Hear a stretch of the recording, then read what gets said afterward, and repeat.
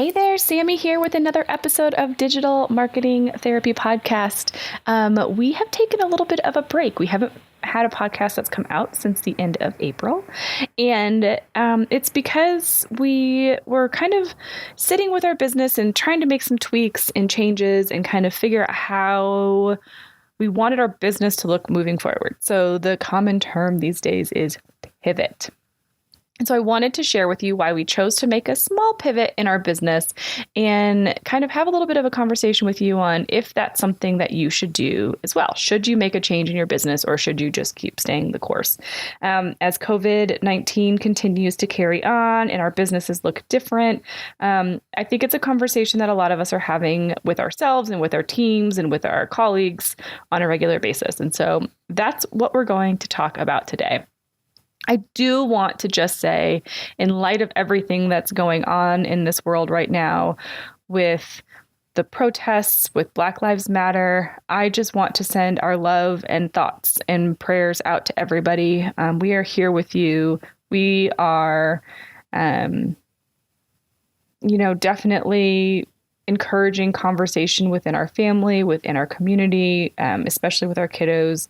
And I just want to say that we love you all. We're here to help support you in growing the best business of your dreams, putting it out there, helping to support your communities, helping to support the people that need it. And you'll hear a little bit more about that in this conversation that we're going to have in this podcast today.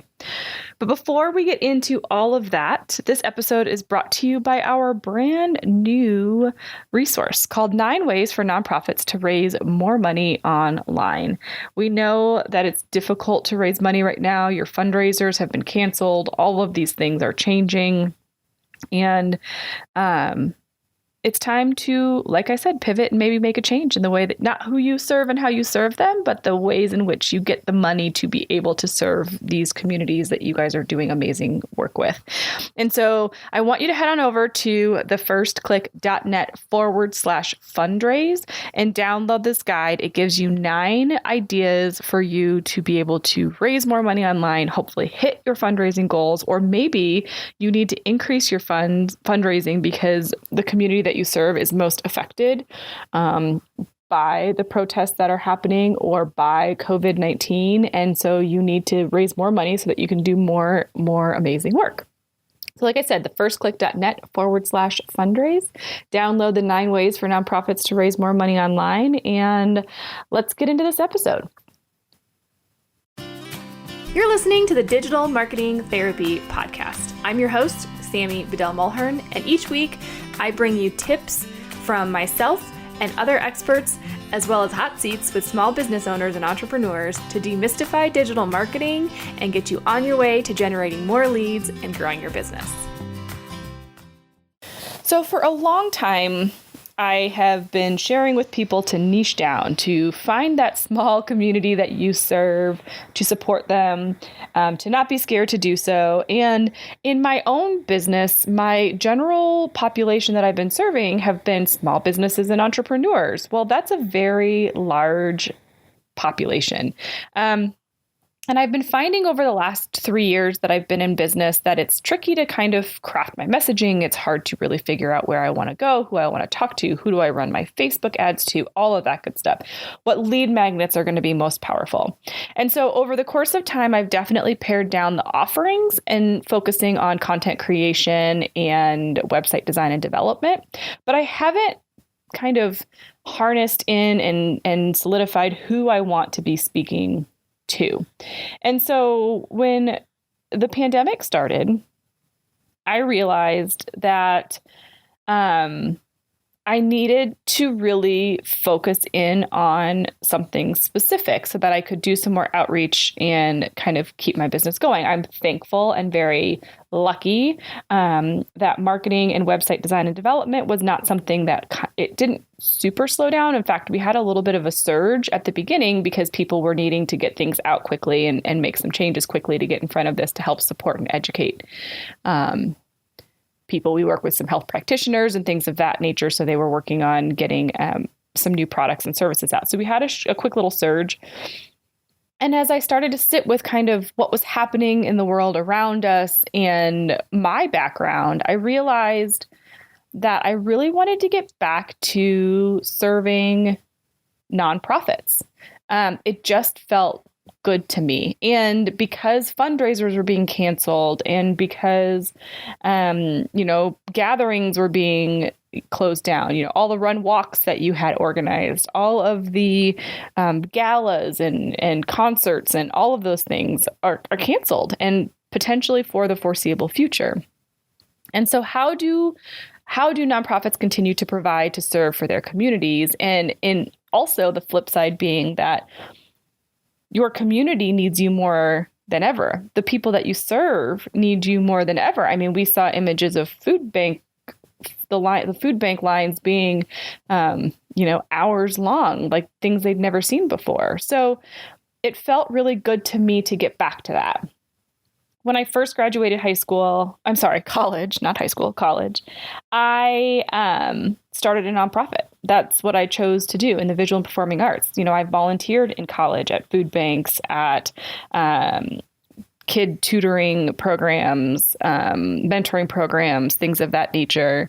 I was involved in several startups, arts and culture. I worked for an NGO in Washington, D.C. for a bit of time. So that was really the bulk of my career. And so it feels really nice to now take all of these things that I've been able to learn and this business that I've created and the experience that I've taken from some of the corporate jobs that I've had to bring that back to support the nonprofit community. We also have several nonprofits in our organization that we already support, from anti-sex trafficking in the U.S. organizations to, we've done some work for a couple of churches. And we've supported, other organizations just in learning and teaching them. And so we wanted to continue to do that and do that focus here. So what you're going to hear on this podcast now moving forward is more information specifically tied to how nonprofits can utilize their website, how they can utilize their board members, their volunteers to be advocates for them. How can you create donation pages that are going to convert customers easily and keep your workload lighter, right? How can we keep our businesses secure when we have so many people coming in and out? Of all of these different types of things we're going to be talking about. And I would love to hear from you what other types of conversations you would like to have around how to help fund, how to be online and present as a nonprofit organization. So this was in the plans for the last month. So we're excited to be back. And then we had the situation with George Floyd's murder, I guess we can call it now. And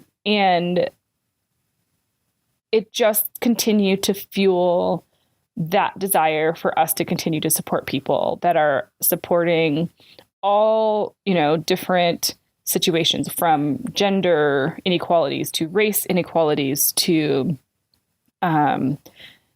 sexuality inequalities that people are facing. And I'm going to say right here that I'm not always going to say the right thing when it comes to all of this. I have my own personal experience being biracial, and I don't want to make this about all of that necessarily.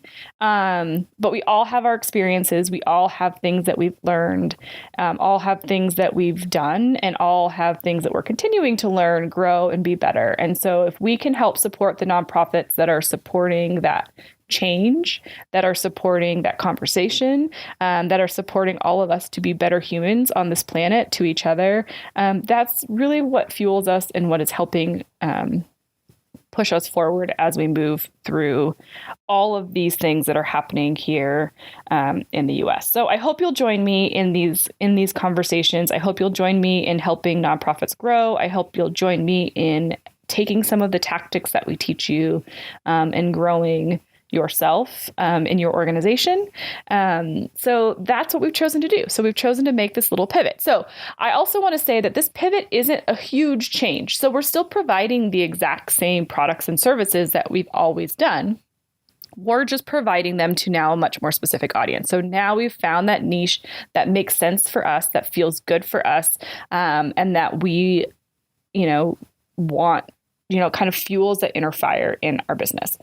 And so that's an important thing, I think, to think about as we change into, should you pivot your business? Should you pivot who you serve? Should you pivot how you serve them? All of those things. And these are questions that come up a lot and have come up a lot for me in conversations I've had with business owners. And my answer to you is, take a look at how you've been functioning in your business. Who have you been serving? How have you been serving? What changes have you been making in the last 3 months, 6 months, 2 years? Are you still really sitting with the mission that you felt was what was most important? Because what happens is we tend to just make little changes here and there. Okay, yeah, we'll do that, or we'll take that, or we'll, do this, and we'll serve that person. And then slowly over time, your organization model changes. And that might be all well and good. And if that feels like that's in line with what you were meant to be doing, then by all means, keep doing it. But sometimes a situation like now is a great opportunity to just take a step back and say, okay, am I actually serving the people, the communities, the animals, the whatever, the environment? Am I doing it in the way that we initially intended or wanted, or what feels right for us?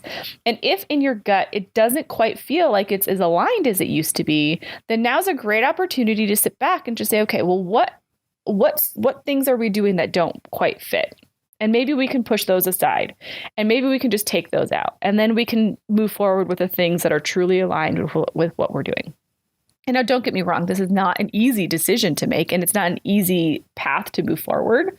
But when we think about dollars coming into our business or dollars coming into our nonprofit, paying attention to where those dollars are going and making sure that it's serving the right community is extremely crucial, because you cannot do the work you're meant to do if you've got all of these kind of peripheral projects that maybe you took on. Maybe it was a donor that said, yes, I'll give you this money, but only if you do X.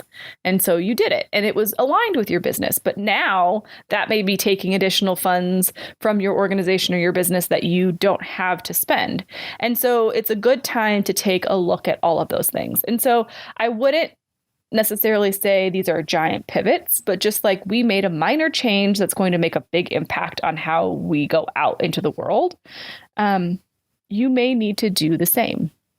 And that's something to think about when you're taking a look at your dollars, and you're taking a look at the expenditures, and you're taking a look at what's coming in. It can also be a great time to pay attention to new partners and new organizations that you can collaborate with. I love collaborations, especially in the nonprofit world, especially with corporate sponsors in the nonprofit world. What are new and unique ways that you can pivot some of your fundraising to target people, target different types of people, target different ways? Maybe there's tech companies now that weren't a good fit for you before because everything you did was in person, but now that you're going to be going online more, maybe there's tech sponsorships you can go after.